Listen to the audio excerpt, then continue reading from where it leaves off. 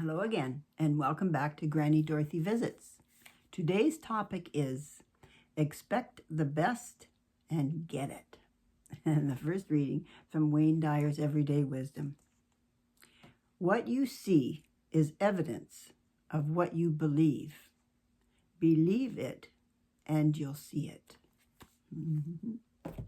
And Julia Cameron's Heart Steps. The quote at the top of the page is from Lucy Stone. I know not what you believe in God, but I believe he gave yearnings and longings to be filled, and that he did not mean all our time should be devoted to feeding and clothing the body. And this is called, My Heart is Certain of Its Good. I am optimistic. I choose to believe and expect the emergence of the best. I enjoy the day I am given, and I eagerly anticipate the future. I am alert to negative thinking, and I do not allow it to cloud my perceptions. Knowing the unstoppable power of God, I am realistic about people and events, but I am optimistic about positive outcomes, positive changes. I invite actualizing grace to enter and act in all my affairs, alchemizing difficulty into opportunity. And the last one is from this great book, Norman Vincent Peale, The Power of Positive Thinking. And it's called Expect the Best and Get It. Why does my boy fail in every job he gets? Asked a puzzled father about his 33-year-old son. It was difficult to understand the failure of this young man, for seemingly he had everything. Of good family, his educational and business opportunities were beyond the average. Nevertheless, he had a tragic flair for failure. Everything he touched went wrong. He tried hard enough, yet somehow he missed success. Presently, he found an answer, a curiously simple but potent answer. After practicing this newfound secret for a while, he lost the flair for failure and acquired the touch of success. His personality began to focus, his powers to fuse. Not long ago, at a luncheon, I could not help admiring this dynamic man at the height of his power. You amaze me, I commented. A few years ago, you were failing at everything. Now you have worked up an original idea into a fine business. You are a leader in your community. Please explain this remarkable change in you. Really, it was quite simple, he replied. I merely learned the magic of believing.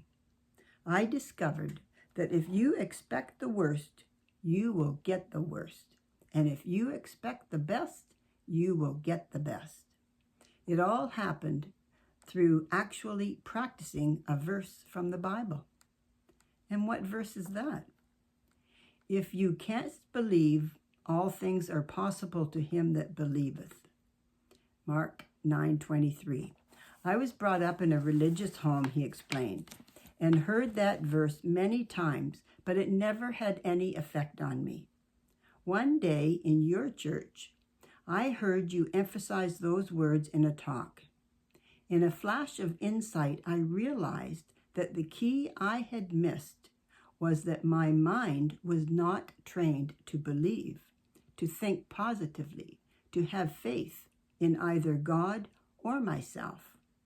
I followed your suggestion of putting myself in God's hands and practiced your outlined techniques of faith. I trained myself to think positively about everything. Along with that, I tried to live right. He smiled and said, God and I struck up a partnership. When I adopted that policy, things began to change almost at once for me. I got into the habit of expecting the best, not the worst, and that is the way my affairs have turned out lately. I guess it's a kind of miracle, isn't it? He asked as he concluded his fascinating story. But it wasn't miraculous at all.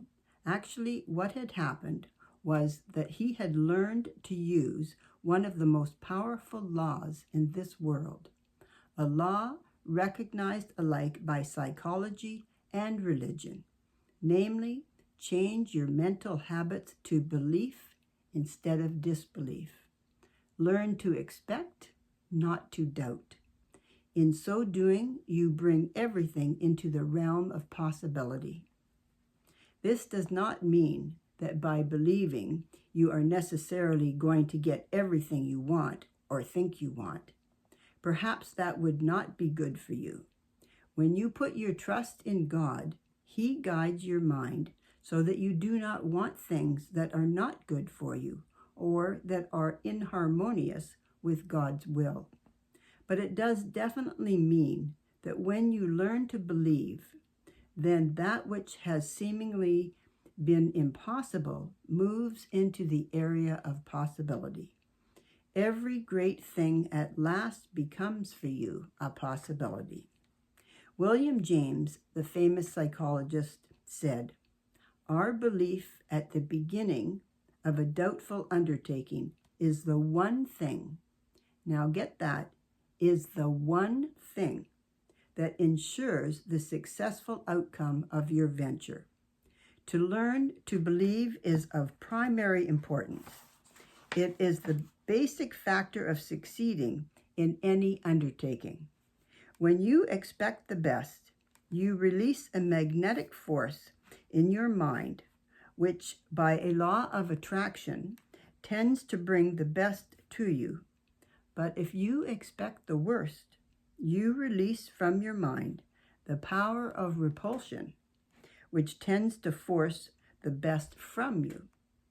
It is amazing how a sustained expectation of the best sets in motion forces which cause the best to materialize. I think I might stop it there because it's got a couple more pages and maybe that's a little bit too long. But it gets the point across of how important it is, our thoughts and our belief. Believe it, believe it, believe it, and you shall have it. Don't think negative thoughts. Don't bring them into your realm. Just picture the outcome that everything's going to be great and it's all going to turn out, and have faith in God and faith in yourself too. So I send you my love. Till next Monday. Bye for now.